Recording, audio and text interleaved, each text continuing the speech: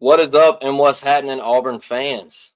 It's a Friday night, and the 2026 schedule has been released for the Auburn Tigers. I see the chat. You guys are in here already popping, man.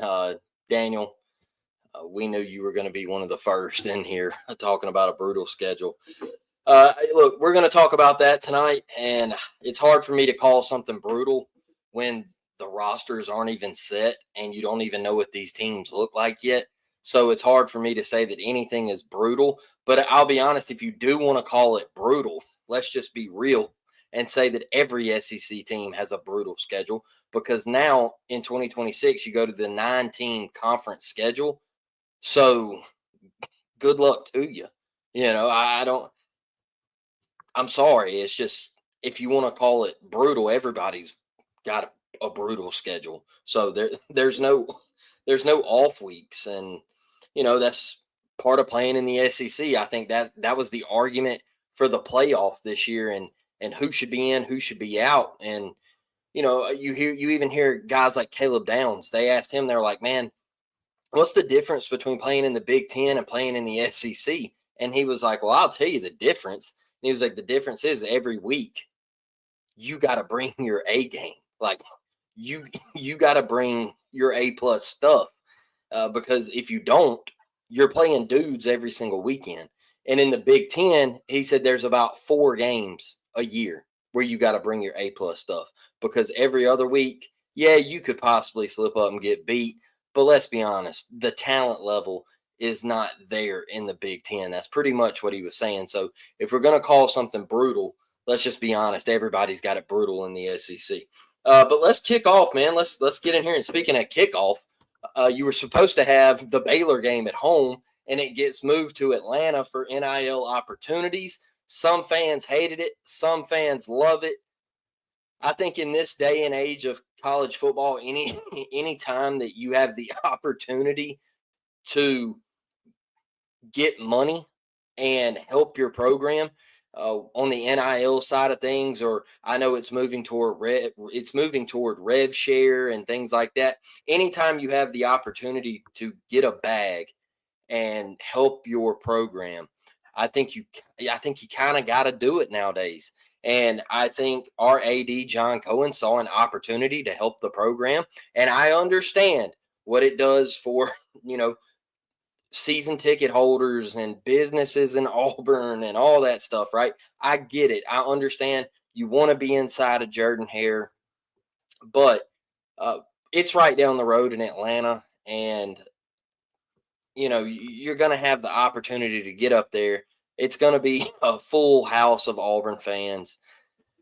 I'm not sure how much Baylor is actually going to travel to Atlanta, excuse me, and that fan base, because they could barely fill up their stadium last year, this past season, and on opening week. So I'm not sure how much they travel, but I get the argument of you wanting it to be inside of Jordan-Hare. I understand it, but John Cohen saw an opportunity, and it's going to be heavily Auburn, and I get the money side of it. So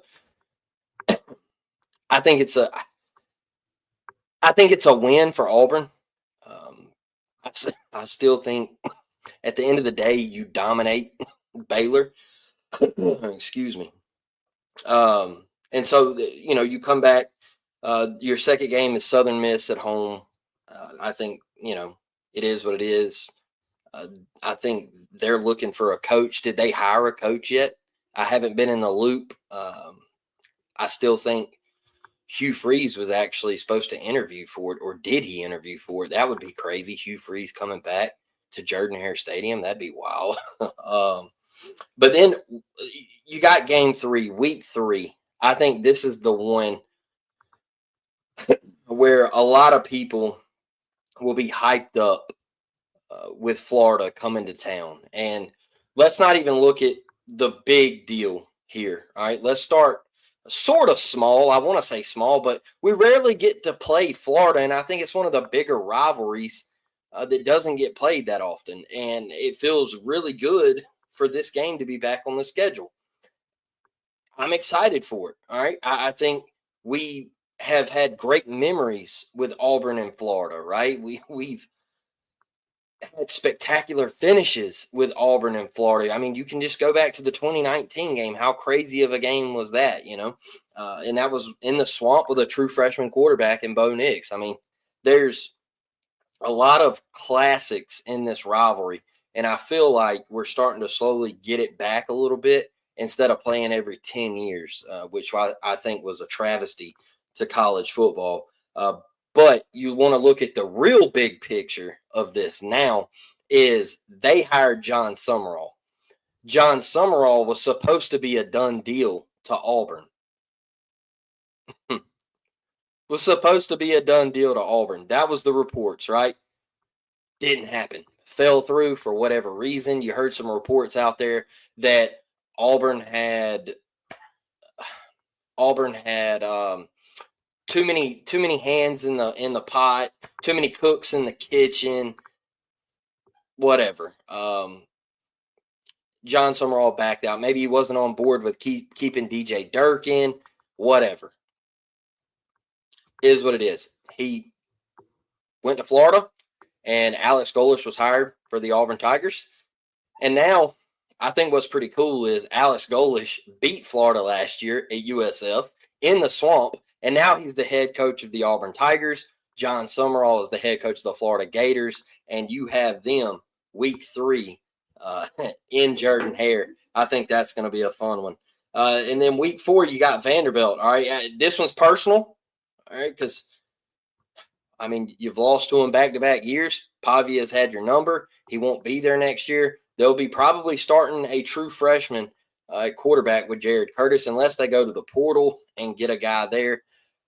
I don't know why he would flip from Georgia to Vanderbilt to not go there and immediately start. So that's just my way too early prediction for Vanderbilt is I think they will be starting a true freshman at quarterback and no Diego Pavia to be a thorn in the side, right? So you've lost with them back-to-back years. You have a losing record historically against Vanderbilt now, and I know there was a huge gap in that game, and, you know, it is what it is, but you're still you're in the negative against Vanderbilt, and that's got to change, all right? So the next week, man, you go to Tennessee. This is where it gets real tricky for me, all right? This is the big boy. This is the meat of the schedule. This is the slate of all slates starting at Tennessee. And that's where it gets really, really tricky for Auburn, in my opinion. Now, I'm not downplaying Florida and I'm not downplaying Vandy, but you got both of those at home, right? So don't get it twisted that I'm saying that those are automatic wins, because I'm not saying that. I'm just saying the thick of this schedule and the brutal run where Daniel says brutal schedule, this is it for me. You got to go at Tennessee, who we know what those offenses look like. Now, another tricky situation right here. Lose your D coordinator, who's on Auburn's staff. A little reunion. Alex Golesh used to be the OC for Josh Heupel. A little reunion, a little sauce on this game right here. Like, I think that's pretty cool. And you know, Alex Golesh he's beloved by Tennessee fans. They love him. They think he's awesome. Some think that they haven't really been what they were when he was there. And so this is going to be a really, really fun matchup. And I think this is where you're going to see if Auburn stacks up going to Neyland Stadium, one of the most hostile, crazy environments I've ever been in and in college football. It's going to be absolutely electric. Then you get a bye week. Then you go to Georgia. I know it's the Deep South's oldest rivalry, and I know they've had our number and they've whooped our tail for the past 20 years. I get that. I want to see Auburn go in and make a statement. I'm tired of saying, well, we need to go compete. We've been competing. All right. I'm tired of competing. I want to see you go on the road and beat somebody. And then it doesn't slow up, folks. You come back home and you have Lane Kiffin and the LSU Tigers. All right. Now, everybody's automatically pinpointing this as a loss. We don't know what LSU is going to look like. What are they going to have at quarterback? Are they going to stick with Van Buren? Is Lane going to go get Austin Simmons to transfer from Ole Miss? Is Trinidad Chambliss going to get his extra year and transfer to LSU? It's not looking great, but who knows what LSU is going to look like. It's his first year there. That defense is still kind of shaky. The offense was still kind of shaky this year. Nuss Bus couldn't get it done. They ended up going to Van Buren. It still wasn't great.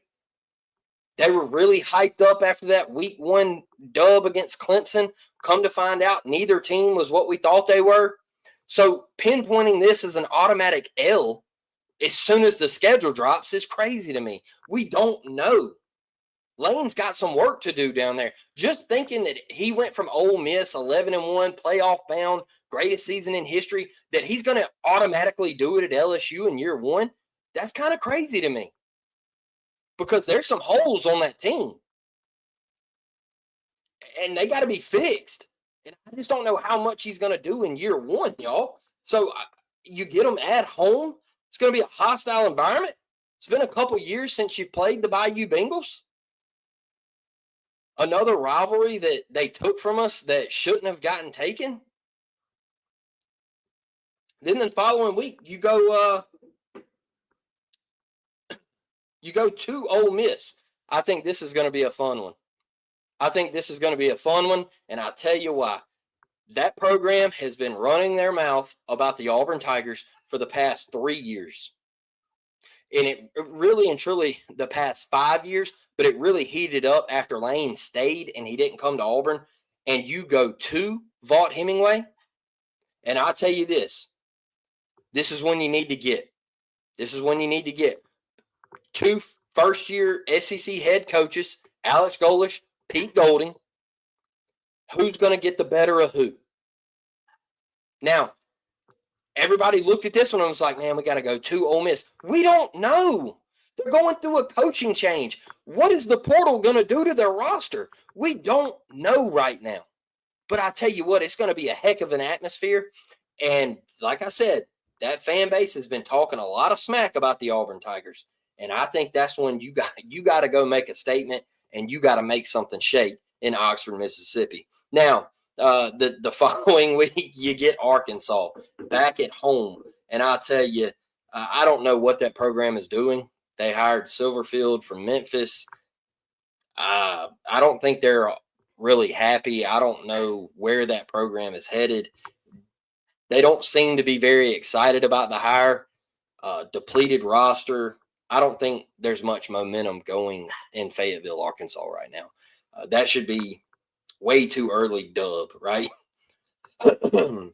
Excuse me. Then you go at Mississippi State the following week, November 14th. Once again, what are they going to look like? Jeff Levy, high-flying offense this year. Defense was kind of iffy. Oh, yeah. A little spice. Hey, throw a little spice on it. Defensive coordinator is on whose staff now? They're going back to Arnett, their former head coach who got thrown in after the Pirate tragically passed away. Like, a lot of moving parts. I think throw a little sauce on it. This one's going to be a fun one. Can Alex Golesh score enough points amongst the Cowbells to get a dub there? I think that one is going to be very interesting. Then the following week, you have the Samford Bulldogs. One thing I'll say to this is the Auburn Tigers love playing in-state opponents, unlike somebody else we know.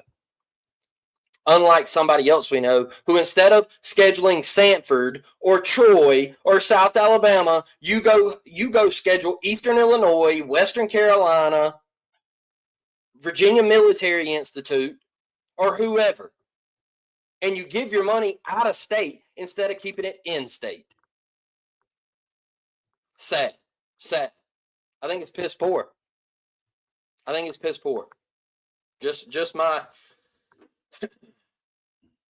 my analysis on that. Then the next week, we all know it's the Iron Bowl, folks, and it's in Tuscaloosa. Alex Golesh is going to get a taste of the greatest rivalry in sports, and we know that the finishes have been much better in Jordan-Hare than they have been in Bryant-Denny. Okay, Kalen DeBoer, been a lot of smoke around him going to the University of Michigan. Don't know how true it is. They seem to be set on Kenny Dillingham right now. We'll wait to find out. I don't know if Michigan's going to hire somebody until these playoffs are almost over. Like these first round games are over, then I think you'll see a hire. Or they could come out and hire Kenny Dillingham. I don't know. But I don't think Kalen DeBoer's – I don't think he's going there. So you're going to have round 3. Kalen DeBoer's 2-0 against you. You got to make something shake here. And once again, you're on the road to your biggest rival, Georgia, your second biggest rival. You got to win. You got to make something happen, man. I'm tired of going on the road and getting embarrassed and then saying, well, next year we got them at home. Well, next year. I'm tired of saying that. I'm tired of that mentality. It's getting old. I love what Alex Golesh is doing here, man. Yes, it's a brutal schedule on paper as we sit here and look at it right now. It's a brutal schedule. But it's also a schedule where I look at it and I'm like, hey, dude, there's a possibility that it's better than what it's been. There's a possibility that this is actually way better than what it's been at Auburn. I'm tired of hearing it. Brett, we're not close. We weren't close. We weren't. Everybody's like, oh, we were so close. Look, excuse my French, so if you got kids and they don't want to hear this part, turn it off. But my grandpa, all right, my Papa Luther, before he passed away in 2004, he always used to tell us, whether you lose by 1 or 100, that means you got your ass whooped. All right? Whether you lose by 1 or 100, it goes down in the book as a loss. And I love what Alex Golesh said. Not close. Close is for losers. That's a losing mentality. And I'm tired of hearing about it. We were close after you was fired. That's true. That's true, Brett. That's true. There was a whole lot more fight. A whole lot more fight in that roster without Hugh Freeze. But I'll tell you, I always lived like, well, we almost won. No, whether you lose by 1 or 100, 10 years from now, they're not going to talk about the score of the game. They're going to say, oh, yeah, man, I remember when Johnny Manziel went into Tuscaloosa and he spanked Alabama. Or I remember when Johnny Manziel went to Jordan-Hare Stadium and he beat them by 60. They're not going to talk about the final score. They're going to talk about the ass whooping.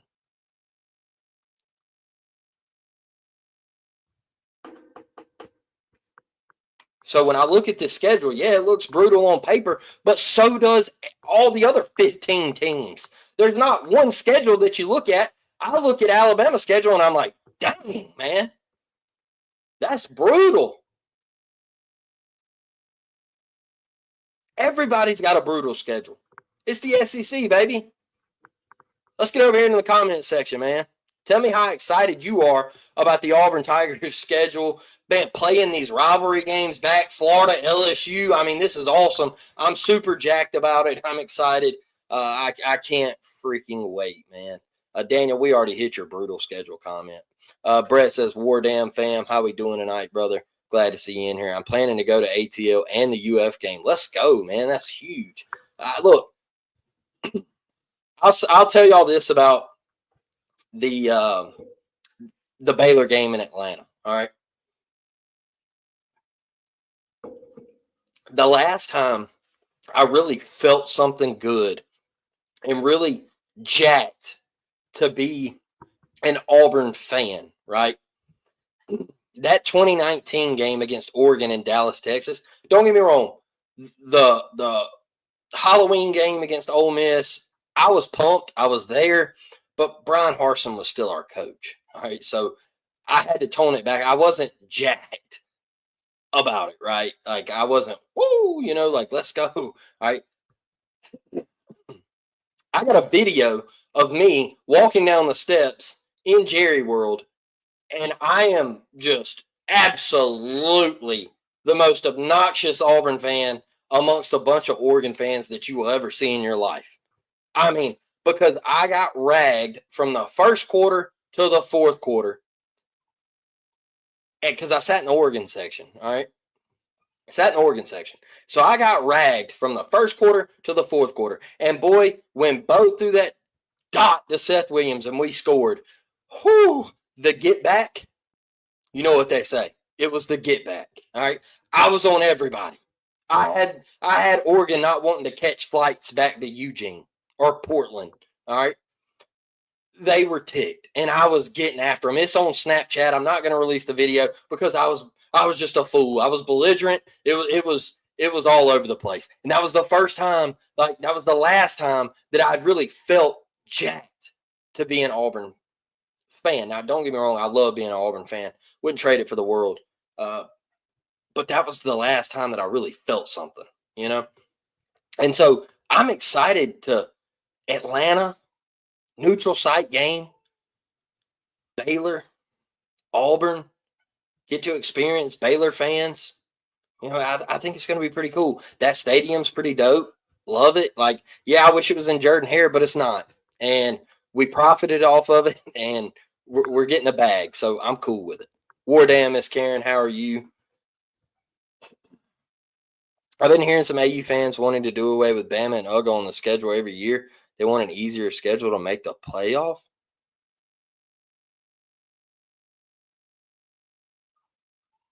I might end the stream on that. I might call it quits there. That might be the worst thing I've ever heard. Brett, I'm taking that off the screen, brother. That might be the worst take I've ever heard. And I know it's not your take. I know it's not your take, but that might be the worst thing I've ever heard. Those fans might love Hugh Freeze and what he was doing at Auburn. Because you will never hear me take Georgia or Alabama off our schedule. Never. To be the best, you got to beat the best. Go beat them. Figure it out. Figure it out. Exactly, Karen. Exactly. They're not true fans. Man, there is no way I would ever say no crap like that, man. War Eagle, Miss Devin. How are we? Amen, Karen. If you want to be the best. There you go. There you go. Hey, Devin's got it, man. Miss Karen's got it. Like, y'all hit the nail on the head. Tough schedule, but it's all old school SEC rivals from back in the day. We used to play all those teams on a regular basis in the 80s and 90s when I was a kid. That's a fact, man. That's a fact. The weakest link brings a solid point. You're just playing the old SEC schedule, right? Like, bring it. I'm excited. I'm pumped. It looks like an SEC West schedule. I'm pumped. Let's go, man. Bring the dogs. Let's go. That's a fact, Brett. What's up, Auburn Dad? How we doing tonight, man? War damn Eagle. Hated moving the game at first, but I understand why it was done now. For sure, Miss Karen. For sure. I wasn't a huge fan of when I saw it the first day it dropped. I was like, oh, man, what are we doing?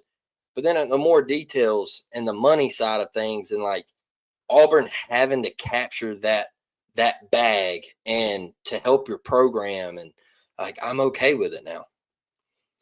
Tubbs Tiger, Tennessee was excited to see Banks go position specific. He was terrible last year and blew it against Vandy as DV. I'm gonna try to get somebody on here as a Tennessee fan, my buddy. I think he'll come on.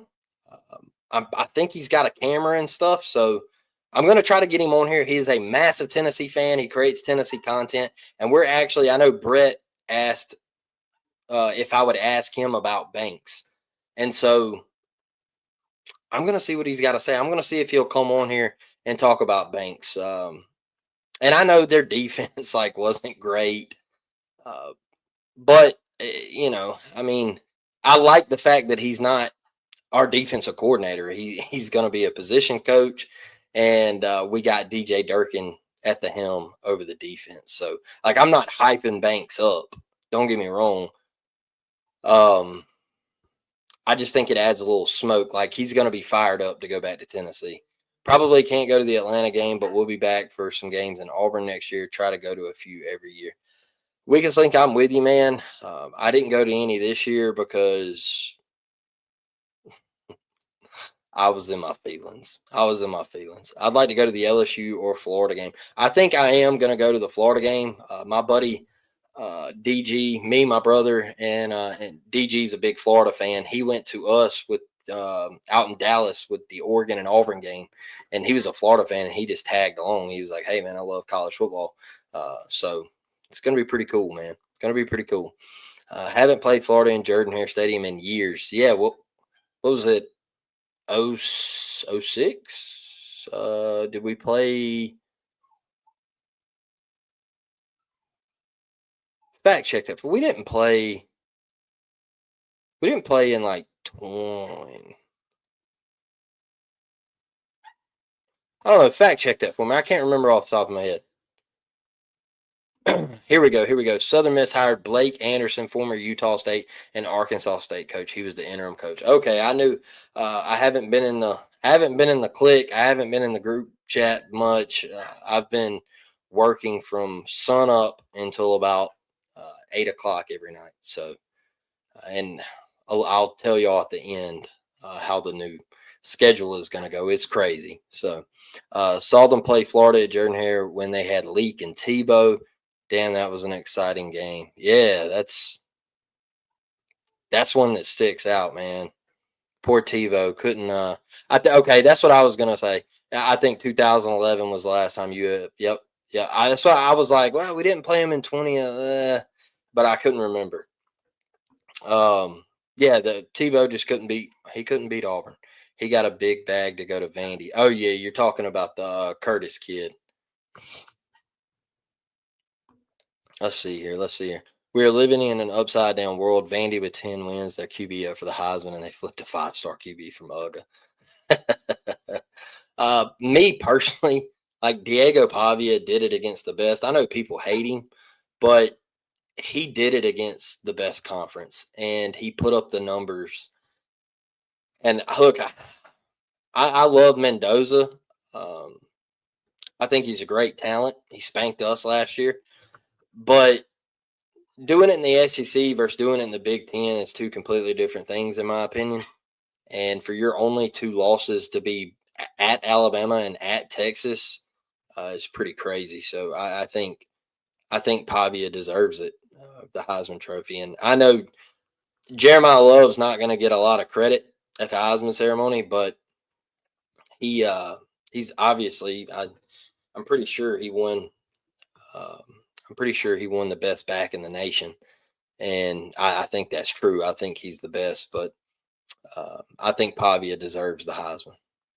So funny they flipped that QB from UGA, and his mom was like against it. I think not the first time we've seen that. NIL was a game changer, and now that Vandy is winning, the fans and boosters have bought in.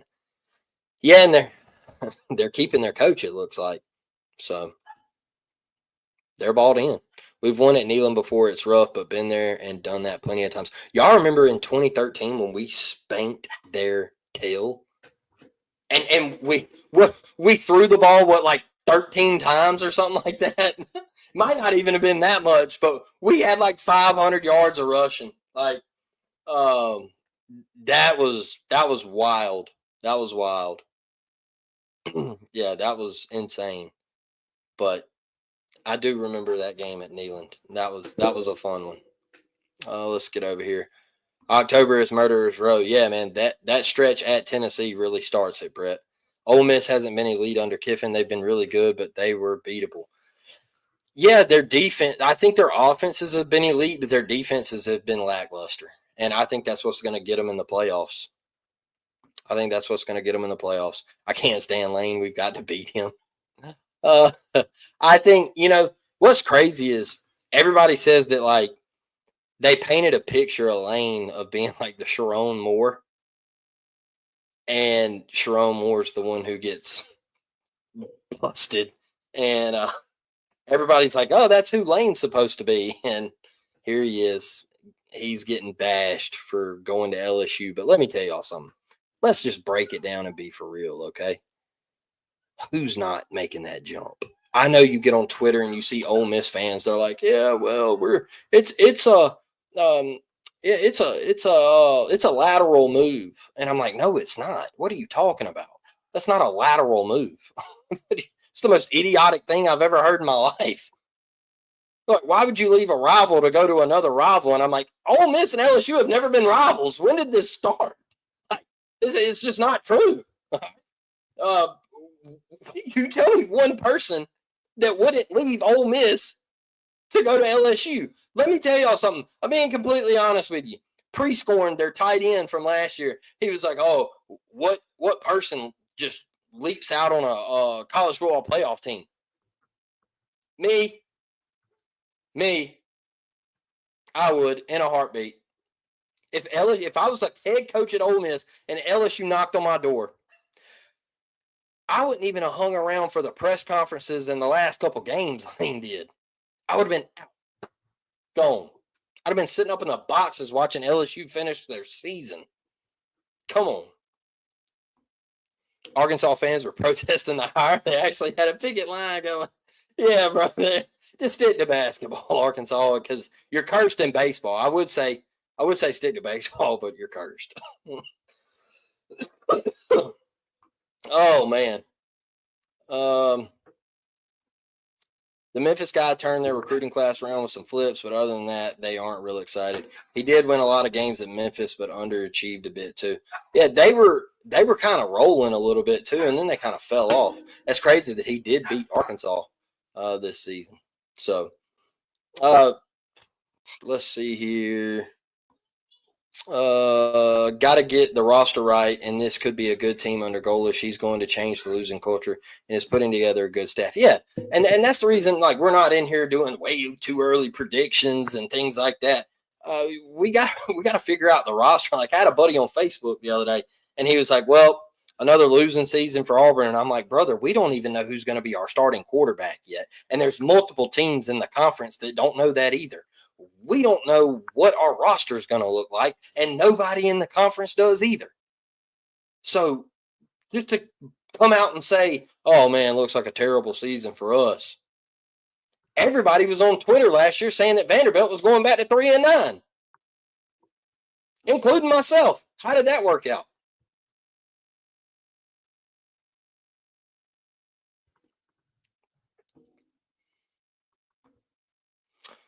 I'm excited about Tennessee and Florida. No, not so much LSU.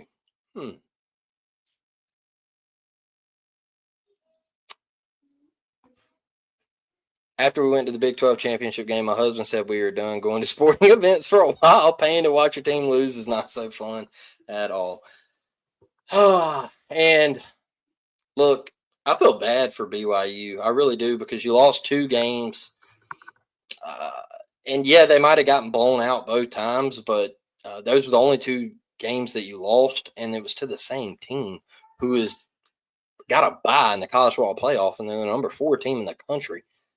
And you get left out of the playoffs, and James Madison is about to fly from Virginia to Eugene, Oregon, and they're a 20.5-point dog.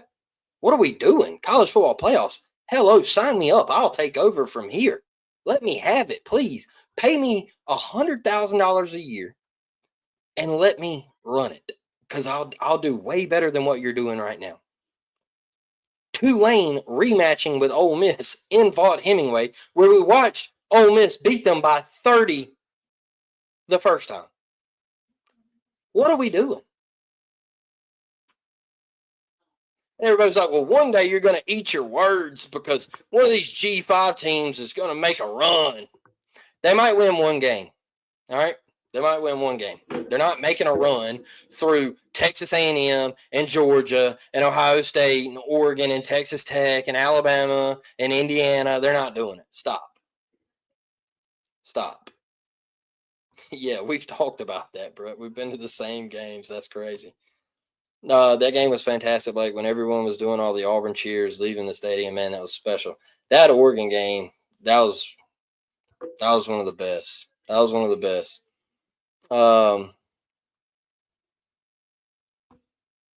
No, not my guy C5. No. I swear I heard him say it. Blackerby too. No. I can't, man. I can't. Love my guy C5 though, man, but I can't get down with that one. I can't. Just I'll never get on board. Never. Jeffrey says, I like Auburn's schedule. It is loaded with good teams. It is, man. It is. And I'm excited. That's what Auburn needs. Need the challenge.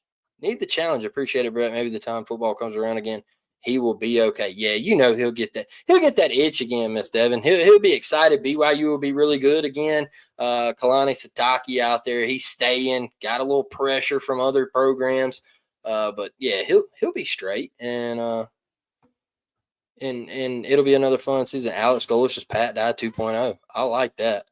I don't know if y'all can hear my nephew. He's here. Him and my son probably going at it right now. But I like that, man. If he turns out to be Pat Dye 2.0, I think we're cooking. I think we're cooking. What's up, Jeff? How you doing, man? Dye's my goat. Love that, Brett. Let's see. Miss Karen says, I just don't like Lane because of his personality. I don't blame him for going to LSU. Okay, so that is one reason why I said Lane will never be the head coach at the University of Alabama, because he really wants to be, but he has a personality problem. And Lane is 40 years old, and he's still stuck in a 17-year-old's mind. And he operates like a 17-year-old. Just being real. Like, he operates like he is a senior in high school.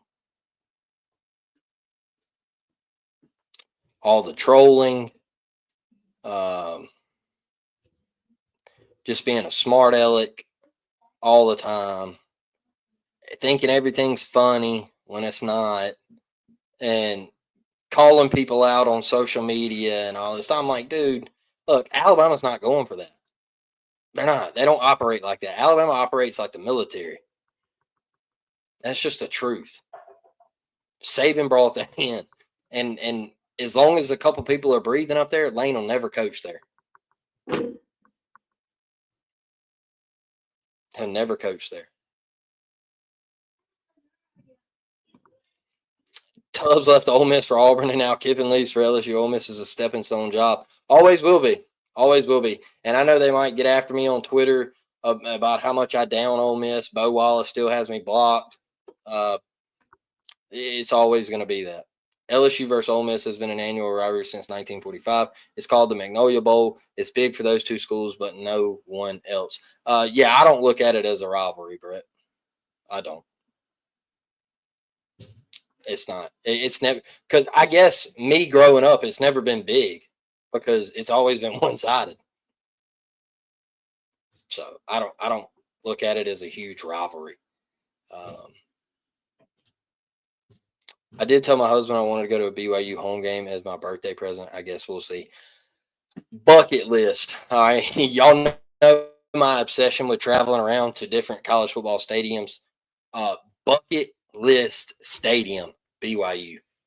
Great stuff, Miss Devin. That would be a trip. That is a bucket list trip for me. I want to go. Their backdrop to their baseball stadium is absolutely filthy. I would love to go to BYU, man. Would love it. Kiffin is 50? What? No shot. He's 50? I'm not going to lie. Brother looks a smooth 32. 50. Who gets the Michigan job? I wonder why it's open, Tubbs. I wonder why it's open. Apparently, they're saying that Kenny Dillingham's getting it. Josh Pate is all over Kenny Dillingham. May 9th, 1970. That's insane, man. That is insane. That's wild. I didn't know that. Well, he might be 50, but he operates, like I said, like a senior in high school, because it's all over the place. But y'all, look, before we get out of here, I got moved on my job. I got moved to Christmas holidays. We're booming. We're super busy, and that's the reason I've been kind of sporadic these past couple weeks with episodes. I might go live Tuesday, Thursday, or Friday, or whatever. I'm all over the place, right? Uh, I got moved to working 7 days a week, uh, 12 to 14 to 15 to 16 hours a day. And so, I went in at 5 o'clock this morning. I didn't get off until, like I told y'all, 8 o'clock tonight. And I rushed home to get on here and do this episode. So just bear with me in the near future that when I go live, like it's not going to be, it might not be on a Tuesday night. It might not be on, any scheduled night. And if I miss a night, I'm sorry. But I told y'all last night in the group chat, I was like, hey, we're going to talk about it late night. I come home and I was just beat, man. I had a Christmas party, or my daughter's Christmas play, and I left straight from work to go to that, and got home and was just beat to death, man. I was super tired, and so thank y'all for being here. Thank you for staying with me. Thank you for getting in the comment section. Share it out on social media if you can. Hit the like button. It helps the show tremendously. It helps pushing the live streams. I like to go live a lot because I like to interact with y'all, and I like to read the comment section, give you a voice. Let's interact, let's talk, and all that good stuff. So, YouTube has a little problem with pushing live feeds. So get them out there, and I appreciate each and every one of you. But I will try to let y'all know when I'll be live again. I usually go live on Sunday mornings, early Sunday afternoons. Obviously, I can't do that this week. So maybe Sunday night, I'll probably be live. So thank y'all. Thank you for hanging with me. I appreciate y'all. War Damn Eagle till I die. And then probably War Damn Eagle after that. So love y'all. Appreciate y'all. And I'll see y'all soon. I'm out.